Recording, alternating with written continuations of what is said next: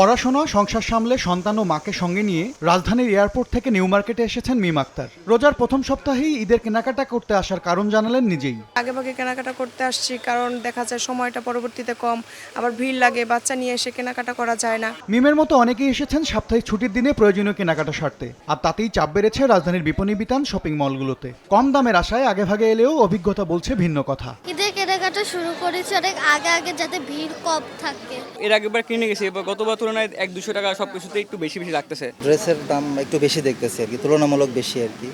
এটা হওয়াটাই স্বাভাবিক, কারণ ইনফ্লেশন আছে, দেশের যে সার্বিক পরিস্থিতি। আমাদের আয় আর ব্যয়ের সামঞ্জস্যতা তো একটু অসম্পূর্ণ থাকবে। গত কয়েক বছর ভারতীয় পোশাকের একক কাটতি থাকলেও এবার পাকিস্তানি পোশাকের চাহিদা বাড়ার কথা জানালেন বিক্রেতারা। তবে দাম বেশি চাওয়ার অভিযোগ ক্রেতাদের।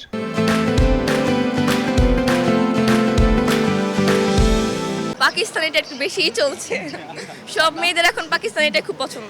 পাকিস্তানের প্রোডাক্টের আপনার দাম হওয়ার কারণ হচ্ছে আপনার এটা তো আর সরাসরি আমাদের এখানে আসে না, এটা হচ্ছে আপনার দুবাই হয়ে আসে। গত বছরের তুলনায় এবছর প্রত্যেকটা প্রোডাক্টের দাম একটু বেশি আছে। ভিড় বাড়ায় শঙ্কা বাড়ছে পকেটমার কিংবা ছিনতাইয়ের, তাই নিরাপত্তা ব্যবস্থা আরও বাড়ানোর দাবি ক্রেতা বিক্রেতার। 3 পিস কেনাকাটা করার পরে ব্যাগে হাত দিয়ে দেখে যে টাকা নাই, মোবাইল নাই, মানি ব্যাগ নেই। প্রত্যেকটা মার্কেটের মোড়ে মোড়ে যদি কোনো পুলিশ বা থাকতো বেটার হতো। 15 রমজানের পর বেচা বিক্রি আরও বাড়ার প্রত্যাশা ব্যবসায়ীদের।